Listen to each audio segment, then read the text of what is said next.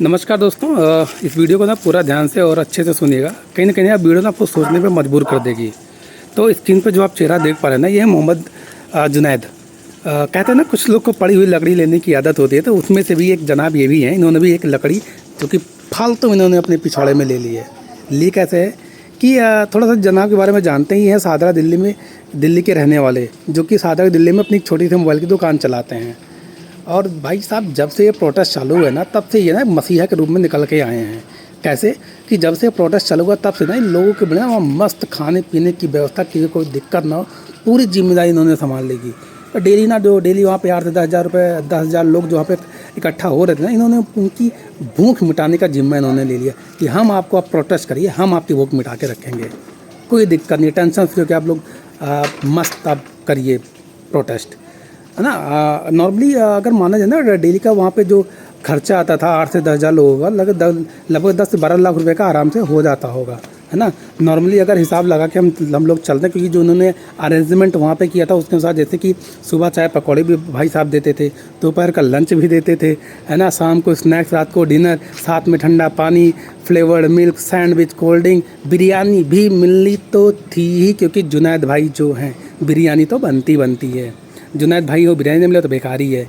और दूसरा कि दिल्ली में एक नॉर्मली एक इंसान का जो खर्चा आता है ना भाई साहब, वो 400 रुपये का आता है, ठीक है। अगर बहुत ज़्यादा अच्छी लेवल का खाना हटा दें तभी नॉर्मली जो खर्चा बन जाता है दिन भर का, वो 400 रुपये का तो बन ही जाता है, ठीक है, नॉर्मली। तो अगर ये मान के चलें तो इनके नॉर्मली जो उन्होंने दावा करते थे कि यहाँ पे लोगों डेली से 8 से 10 हज़ार रुपये, 8 से 10 हज़ार लोग आते ही आते हैं, उससे कम नहीं आते हैं। बट जो लोगों ने देखा वहाँ पे डेली के 2 से 3 हज़ार, 2,000 से 3 हज़ार लोग उससे ज़्यादा नहीं इकट्ठा हुआ करते थे पहले, ठीक है। तो नॉर्मली एक बार मान लेते हैं ना भाई साहब कि चलो 3,000 लोग आते थे, तो 3,000 के अनुसार अगर हम 400 से मल्टीप्लाई करेंगे ना भाई, तो डेली का 12 लाख रुपए का खर्चा आता था। तब आखिर सोचने वाली बात है कि जो मोबाइल की दुकान की, जो मोबाइल का शॉप चलाता था, उसके पास डेली के 12 लाख रुपए आते कहाँ से थे, है ना।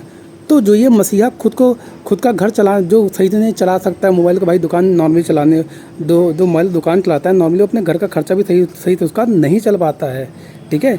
तो 12 लाख रुपये लाता कहाँ था, जो इतना पैसे लुटा देता था लोगों के ऊपर, है ना। तो जनाब तो इतने बड़े दिल वाले हैं, तो प्रशासन की नज़र तो इनके पर पड़नी ही थी, जो इतना जम के पैसे उन्होंने लुटाया लोगों के ऊपर। तो अब उत्तर प्रदेश पुलिस की नज़र इन पर पड़ जाती है ना। तो जब पुलिस क्या करती है, इनके घर पे पहुंच जाती है पूछने के लिए, भाई साहब 12 लाख रुपये आप लाते कहाँ से थे, जो आप लोगों ने इतना दिल लोगों का खुश करा वहाँ पे जंतर मंतर पे। तो जहाँ पे पुलिस देखती है ना कि घर की माली हालत ना देख के परिवार को ना लगता नहीं है, और उन्होंने जब इनके बारे में जानना चाहा तो उनके घर वालों ने जो भाई उनका जवाब दिया ना, पुलिस उससे बिल्कुल भी असंतुष्ट थी, संतुष्ट बिल्कुल भी नहीं थी उनके जवाबों से। तब पुलिस करती क्या है, अब इनके पिता को, इनके भाई को घर से लेकर के चली जाती है, केवल पूछताछ करना है ये कह करके। खबर तो ये भी है कि प्रशासन अब क्या करेगी, इनकी बहन जो थी, बहन का जो ससुराल है मेरठ, वहाँ भी पुलिस फ़िलहाल पहुँच गई है, और सभी लोग के जो भी पासपोर्ट वगैरह हैं सबको जब्त कर लिया है। अब प्रशासन ने एक प्रेम भरा संदेश भी भाई भेज दिया है जुनैद के लिए कि अब भाई साहब घर चले आइए। अब लोगों का पेट बहुत भर के आपने खुश कर दिया, अब थोड़ा सा आ जाइए, हम लोग का भी दिल खुश कर दिए, कुछ सवालों के जवाब दे दिए। बस इतना बताइए भाई, अब 12 लाख रुपये लाते कहाँ से थे, बस इतना है ये, ठीक है। और हाँ, याद ये भी रहे कि जब वहाँ पे ना जुनैद भाई ना खाना बांट रहे थे ना वहाँ पे ना, फिर उसके बाद ना कुछ दिन बाद ऑनलाइन फूड डिलीवरी भी वहाँ पे स्टार्ट हुई, जहाँ पे डेली 2 से 3 हज़ार पैकेट फ़ौरन से बुक ऑर्डर किए जाते थे लोगों के पेट भरने के लिए। तो क्या आप भी कहोगे भाई फंडिंग वाली ये प्रोटेस्ट नहीं था ये, ठीक है ना। और वहाँ पे जहाँ पे देखा गया, कुछ वीडियोज़ भी वायरल हुए जहाँ पे बहुत सारे फूड पैकेजेस बेकार चले जाते थे, खाना पूरा बेकार चला जाता था, है ना।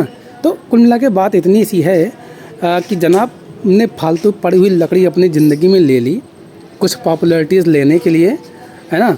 अब पुलिस क्या कर रही है, अब पुलिस ने किया क्या है कि भाई अब जो इन्होंने लकड़ी तो ले ही ली है, क्या ही कर सकते हैं, तब उसको निकालने की जिम्मेदारी ना पुलिस वालों ने, अपनी उत्तर प्रदेश पुलिस ने ले ली है ना।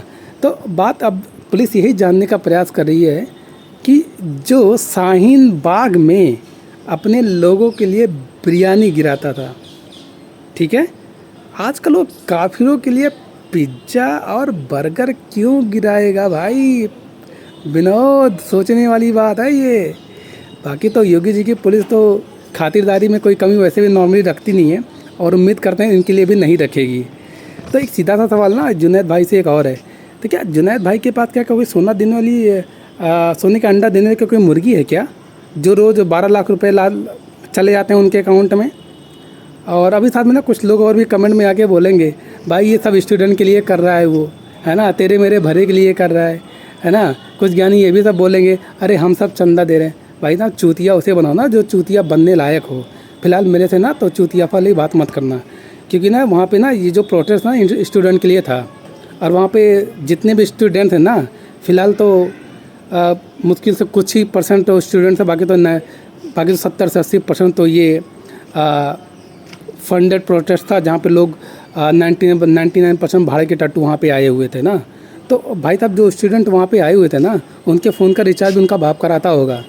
तो भाई साहब वो 500 रुपये कहाँ से देगा डेली का, वो कहाँ से दे पाएगा? नहीं दे पाएगा। तो बेवकूफ़ आप उसे बनाइए जो बेवकूफ़ बनने लायक हो।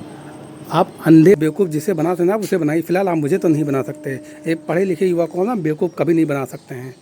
अब जो बेवकूफ़ हो ना आप उसे बेवकूफ़ बनाइए, ठीक है। बाकी अब आपकी सोच के तो आपकी सोच की, अब आपके दिमाग की बत्ती जले और सोचे कि कितना, क्या ये प्रोटेस्ट फंडेड था या नहीं था। कुल मिला के सोचिए और विचार करिए। जय हिंद।